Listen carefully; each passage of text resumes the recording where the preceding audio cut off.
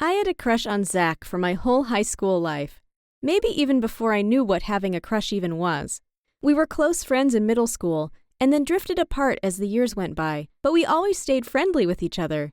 When we would walk past in the hallway, we would say hello and return to our conversation with our friends. All this time, though, I've been madly in love with him. Every time I see him with another girl, I get a sinking feeling in my stomach. I wish he would look at me the way he looks at the others, but so far, nothing like that had happened, until one fateful day. All of my friends know that I would do pretty much anything to be with Zach, and they continuously tease me about my crush. Last time, when we were at Hannah's birthday party, all 6 of us were playing Truth or Dare in Hannah's basement. Most of the dares were silly, like get up and run around the room barking like a dog, or drink a can of Coke as fast as you can without stopping. But when it came to my turn, Hannah was the one to ask me, Truth or Dare. I chose Dare, as to not be called a wuss in front of all my friends. Hannah didn't even stop a beat to think when she blurted out, "I dare you to steal Zach's underwear from his locker on Monday when he's at soccer practice." There was a gleam in her eye. She knew I was caught in the crosshairs. My face went bright red. I don't think that's gonna happen. Everyone in the room told me that I had to do it. They were all staring at me with wide eyes. No way, no how. Besides, I have dance practice when he's at soccer practice, so I can't do it. Oh well, try again, I said. Hannah dared me to skip dance practice and steal the underwear. I sighed. What would I do with his dirty underwear? I said. One of my friends said to cuddle up with them. The other said to sell them on eBay. Man, they were a little weird. They were obviously no help at all. Okay, I'll do it. But I better not regret this. If I regret it, you're going to regret it even more, I said to Hannah. And then we spent the rest of the night devising the plan. After a night of cold sweats and no sleep, it was Monday morning, underwear day. All night, I thought about how to chicken out, but I knew it wasn't going to happen. If I didn't go to school, Hannah would come to my house and drag me out by my ear. If I pretended like I stole it, she would know. I don't know how, but she would. Hannah would not let me live it down if I gave up on a dare like this. We'd been playing Truth or Dare as a group for 10 years, and no one had chickened out since 6th grade. That was the night we dared our friend Beverly to jump into the principal's pool naked. We snuck out to the principal's house at midnight, ran into his backyard, and she was just about to take her clothes off to jump in when the principal's dog came barking out of his doghouse. We are surprised we didn't die that night. So, technically, she didn't chicken out, but ever since then, everyone's done their dare. It's just like a rule now. Anyway, I spent most of that day at school trying to keep an eye on Zach. I didn't want anyone to tell him that I was going to be sneaking into his locker later. Sometimes my friends liked to tease him about me, too, and I had a feeling they would try to trick him into meeting me down there to catch me. So I made sure that no one really talked to him from my group. Zach was famous. He had a lot of friends from different cliques. One of the cheerleaders was chatting with him through our entire lunch period. One of the jocks was teaching him how to throw a three-pointer during gym class. And the computer whiz of the school had Nick showing him how to work a certain part of their robot in our electronics class. He just knew everyone, and everyone liked him. Maybe that's why I liked him too. After school, I usually go to dance class on Mondays from 3 to 5, but I was going to blow that off today. I hated doing that because dancing was one of the small ways that I could let my frustrations out. A dare is a dare, though. The soccer practice started at 3 as well, so I knew the boys would be coming out of the locker room soon. I waited by the staircase out of view until the last boy scuttled out onto the field outside. I snuck down into the locker room. It smelled like old shoes and skunk down there. Nothing I would ever want to smell again. Everyone's lockers looked the same, jam-packed with jeans and different colored t-shirts. I memorized what Zach was wearing so that my search would be easier. And after scanning for just a few minutes, I came across his at the end of the last hallway. I was rummaging through his clothes when I heard someone whistling down the stairs. If I got caught in here, I would be in so much trouble. I needed to hide, but there was nowhere to go. I was standing next to a wall. The only way out was to sneak back through where the person was walking.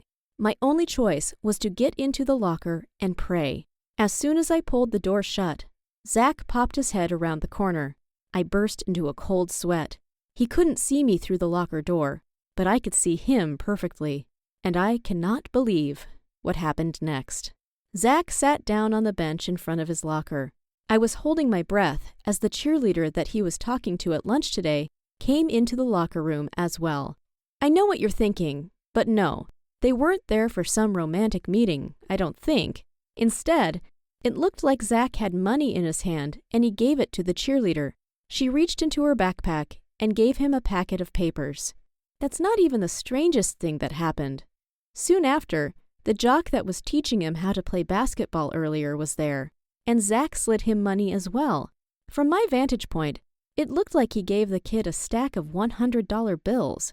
Person after person entered the locker room, and each one of them exchanged money or objects among them and Zach.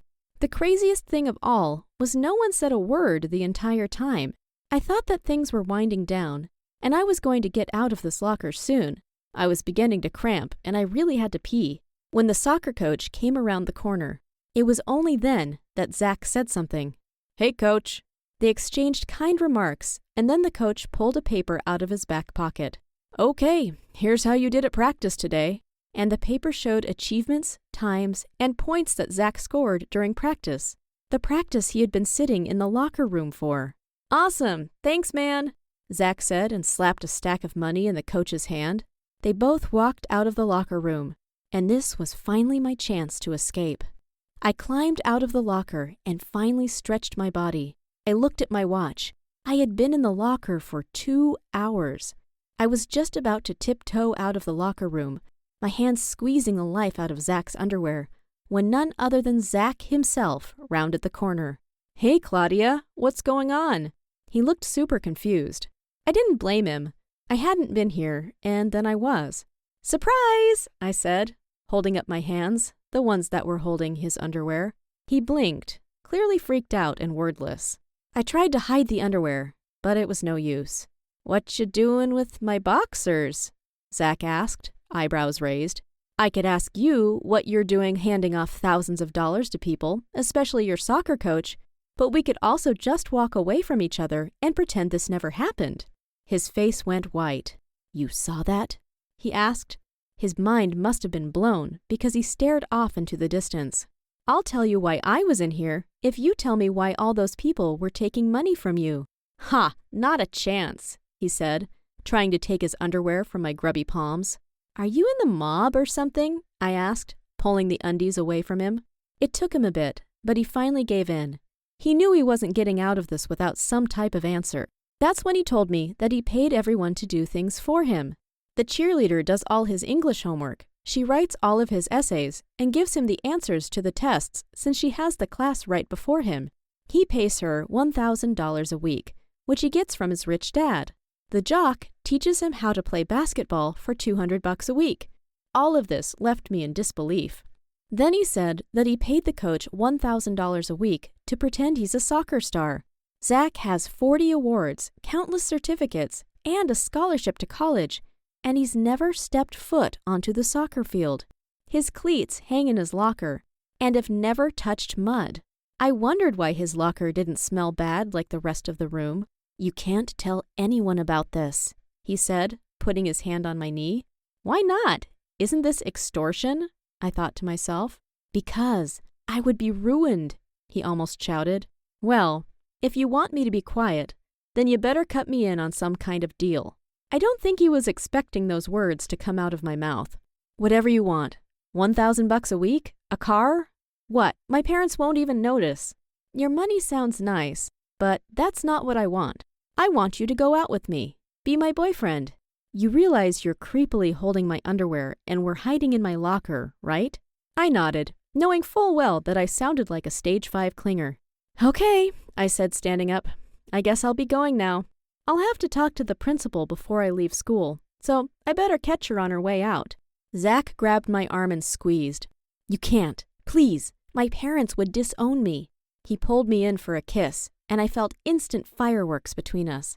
I don't know if he felt the same way, but it honestly didn't matter because I got the boy I wanted, and I got to keep his underwear as a souvenir. My friends don't understand how a silly dare that they didn't think I would pull off could end up with me having the boyfriend of my dreams. And I'm never going to tell them that this is all a ruse to keep Zach out of prison. The more Zach and I hang out, the more he seems to actually like me. He keeps asking me if I would rather have money, and of course, I say no. I would never choose money over him. However, I have asked him if he ever plans to stop paying everyone to do his responsibilities for him. He said that if he makes it into the college of his dreams, he'll stop paying people to do his work. For some reason, I don't believe him. He wants to go to a really prestigious school, and I know he's not really smart enough to be accepted. If he actually does get in, he'll fail miserably once he has to do his own schoolwork. That's why I've begged him to pay off the admissions counselors for both of us to get in. That way, I can keep a better eye on him. All we have to do now is wait for our admissions results to come back. We'll know if we have the grades to get in, and if we don't, he said he'd make sure that we're both walking down those tree-lined sidewalks by next fall. He'd bet his money on it.